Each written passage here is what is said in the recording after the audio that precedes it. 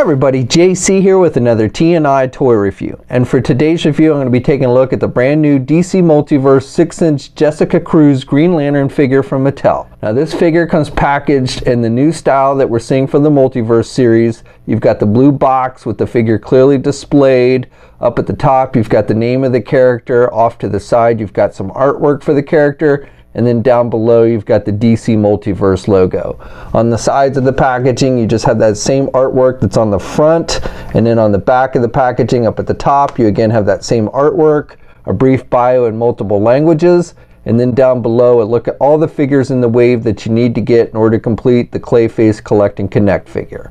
Alright, let's get this open and take a look at what's inside. Okay, so here's a look at the figure outside the packaging along with the other contents. Now first of all, this figure comes with the legs for the Clayface Collect-And-Connect figure, and I'll be taking a look at Clayface in his own review once we've looked at all the figures in this wave, so be sure to check back for that.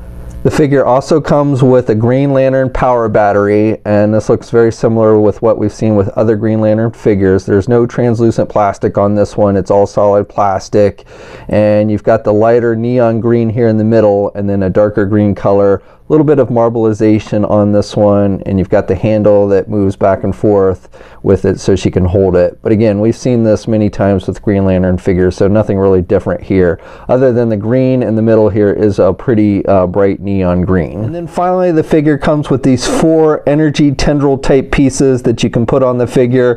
They're made with just a rubber type material, and you get 2 for her arms and 2 for her legs, and this is supposed to mimic her Green Lantern energy basically. Now I can't say these work super great because they don't stay on the figure very well. The arm ones stay attached to the figure better than the leg ones, at least with my experience. And basically what you do is you just kind of slide it up the figure's arm. You want to use the shorter ones on the arms, and you can kind of just wrap it around a little bit. But it's not like a rubber twisty type material, so it is kind of more of a plastic.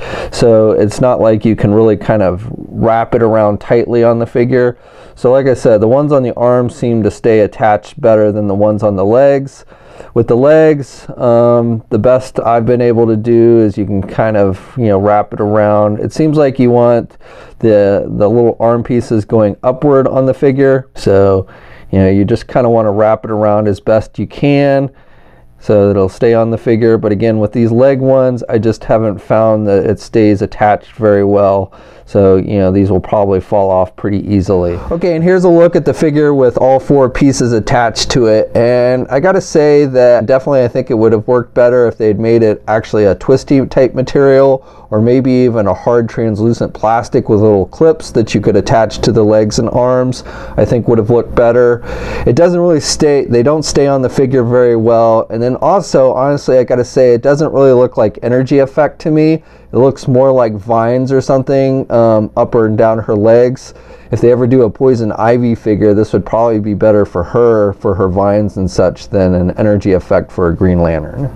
Okay, so if you're not familiar with the Jessica Cruz character, she is a new Green Lantern, and basically she got her ring from the Crime Syndicate member Power Ring.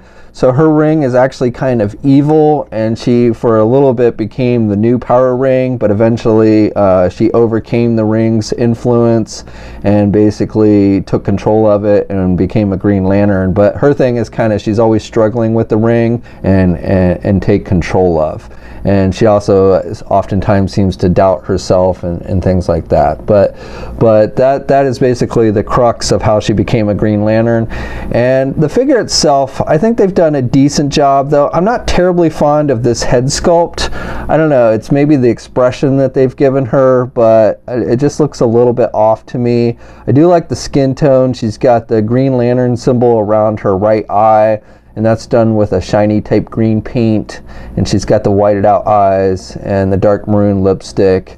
And I think the hair looks pretty good. She's got a wash effect in the hair, and it's done with that kind of rubber material. And then for the rest of the figure, it's a pretty solid job. She's got the symbol, which is painted on her chest, and then she's got the green and the black, and everything is painted. There's really no extra sculpting detail. And the articulation is the same as what we saw with the Batwoman figure that I reviewed yesterday. And then she's got the ring that's just kind of sculpted on her right hand. Not a whole lot of detail with that. but overall paint applications are fairly solid, not really any major blemishes or anything. It's basic, you know, it's just the black and the green with the white, so it's very basic paint applications, but again, no real paint blemishes or anything. My biggest complaint comes, I just don't really like the expression that they gave her on the face sculpt. It just looks a little bit off to me. So this figure stands just a little bit over 6.5 inches tall. Here's a comparison with the DC Collectible 7-inch scale Power Ring figure. Here's a comparison with an older DC Mattel 6-inch Hal Jordan Green Lantern figure. Here's a comparison with the Mattel Multiverse Batman Rebirth figure. Here's a comparison with some other 6-inch Green Lantern figures. So most of these are from DC Collectibles Icon line, so the John Stewart and the Hal Jordan. This one over here is a Mattel, an older Mattel figure, just to give you kind of a size comparison. And then also here's a comparison with some DC Collectible Icons Justice League Rebirth characters. So we've got Batman, Wonder Woman, and Superman. And just because these two hung out a lot together in the Justice League, here's a comparison with the older DC Collectible 7-inch scale Simon Baz Green Lantern figure. And even though this is a 7-inch scale figure, I think these two actually look pretty good together. Okay, so for articulation, as I mentioned before, it's basically the same kind that we saw in the Batwoman figure that I reviewed yesterday. You can turn the head to the left and to the right, even with the longer hair. She can look down about that much, but because of the hair, she really can't look up at all. Arms attached with your standard ball hinge joint there at the shoulder, so she can get her arm out good, and she's got good rotation there at the shoulder. She does not have a bicep swivel. She has a rotation at the elbow, and then she only has that single hinged elbow, so she can bend her elbow about that much. She's got rotation at the wrist, and also has hinges on the hand, so you do get up and down movement with the hands on this one. She has that midsection joint, so you've got rotation there at the midsection. You can pivot a little bit to the left and the right. She can crunch down about that much, not too much really, and then can look back about that much. You do get a little bit of separation there between the upper body and the midsection. She does not have a waist swivel. Legs are attached with ball joints, so she can do the splits about that much. She can get her leg forward pretty good, and then can only do her leg back about that much. She does have a thigh swivel. She has a double hinge knee, so pretty good bending there at the knee. And then with the feet, unfortunately, you only have the hinges, so you've got some up and down movement, but you don't have any rotation and no ankle pivot, and 2 peg holes on the bottom of the feet. That's my review. So overall, I would say this isn't a bad figure. I do think the facial expression they gave her throws off the look a little bit to me, and the little energy tendrils don't really work very well with it. But otherwise, I think it's a decent figure. We are seeing a little bit of improved articulation with this one, like with Batwoman. You've got the hinges on the hands. I think the way they sculpted the waist section looks better than previous figures.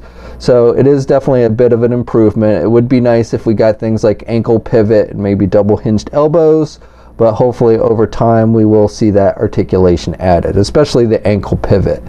Now this figure, along with the rest of the wave, has started to hit shelves. We'll have a full image gallery up at toynewseye.com. There'll be a link in the video description below. As always, leave a comment, let me know what you think. If you're so inclined, please like the video. Also, if you haven't already, please hit that subscribe button down below. I'd really appreciate it. You can also follow me on my Facebook, Twitter, and Instagram accounts. I have links to those in the video description as well. And until next time, guys, I'll catch you later.